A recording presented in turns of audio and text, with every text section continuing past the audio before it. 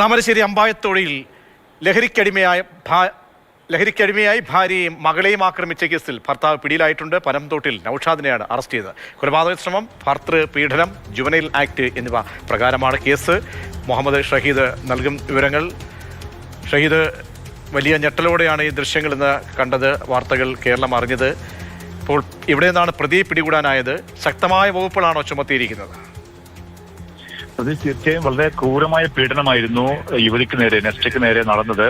അർദ്ധരാത്രി വീട്ടിലെത്തിയ യുവാവ് ലഹരിക്കടിമയായി നടത്തിയ പീഡനം, കൊടുവാളെടുത്ത് വധിക്കാൻ വേണ്ടി നടത്തിയ, ഓടിച്ച് വീട്ടിന് ചുറ്റും ഓടിച്ച സംഭവം, ജീവൻ രക്ഷിക്കാൻ വേണ്ടി സ്വന്തം മകളെയും എടുത്ത് പുറത്തേക്ക് ഓടി രക്ഷപ്പെട്ട് നാട്ടുകാരെ ആശുപത്രിയിൽ എത്തിച്ചത്. ഈ സംഭവത്തിലാണ് ഇപ്പോൾ ഭർത്താവ് പനംതോട്ടത്തിൽ നൌഷാദ് താമരശ്ശേരി പോലീസിന്റെ അറസ്റ്റിലായിരിക്കുന്നത്.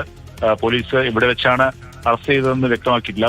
പോലീസ് അദ്ദേഹത്തിന് വേണ്ടി, ഇയാൾക്ക് വേണ്ടി നാളെ രാവിലെ മുതൽ തന്നെ തിരച്ചിൽ നടത്തുകയായിരുന്നു. അതിനിടയിലാണ് അറസ്റ്റിലായിട്ടുള്ളത്.